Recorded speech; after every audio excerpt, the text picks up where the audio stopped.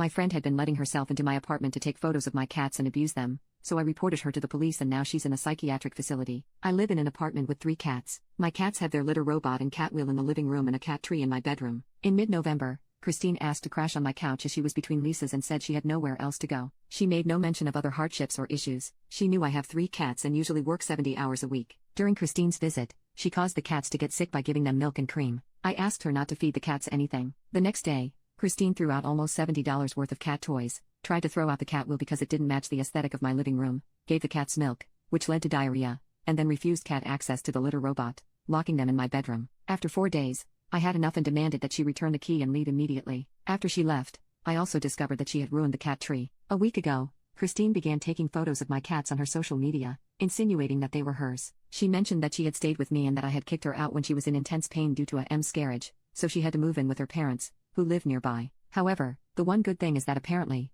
my cats inspired her to get her own, which looks exactly like mine, and if my cats were named Apple, Pencil, and Daisy, then hers are named Banana, Eraser, and Rose. I commented that these are my cats and that I had only let her stay because she lied that she had nowhere else to go, as I'm high risk and we're in the middle of a pandemic, and otherwise, I wouldn't have let her stay at my apartment. I also said that she had gotten herself kicked out by abusing my cats, and then started listing expenses and damage costs and asked when she could reimburse me for the damages that had occurred. She responded that the photos were of her cats, she couldn't afford to pay me back, that she was a responsible pet owner because she did a week of research, and I responded by linking my cat's Instagram and saying that a responsible pet owner is anyone but her. The next day, I got several threatening messages from her family about not believing Christine about the miscarriage or cats. I responded that I was unaware of the miscarriage at the time and was only looking out for my cats. I also mentioned that I doubted the miscarriage had happened, as she had lifted and carried the heavy wheel and base down 2 flights of stairs. On top of that, she had gone out all day and been drinking coffee. The messages say that I better make sure my cats are safe. I'm a terrible pet owner in person for not helping Christine and that I don't have any friends because I'm a crazy cat lady. Update 4 months later, a day or so,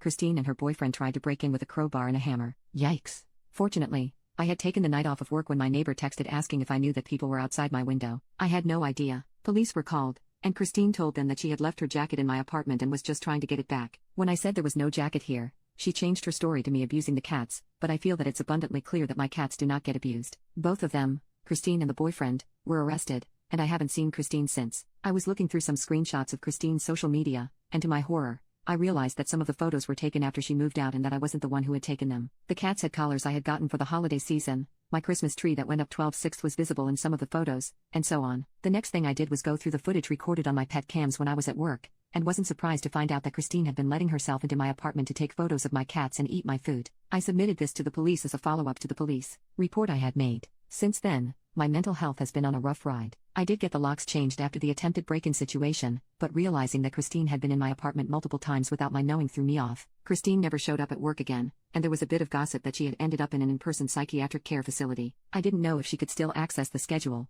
so my paranoia got pretty bad. I was also uncomfortable working with Christine's friends as my coworkers, so I gave my 2-week notice in mid-January. I also decided I wanted to move, but finding a place that accepts 3 cats is difficult. Recently, Christine messaged me asking if we could talk. I was hesitant, but eventually, I called her, and she apologized for scaring me and asked if we could still be friends. I said I didn't know because I no longer trusted her, and she accepted that. We haven't talked since. I still have no clue what prompted the crazy, but I don't want to know or have her around because, in true crazy cat lady fashion, I only need my cats, lol.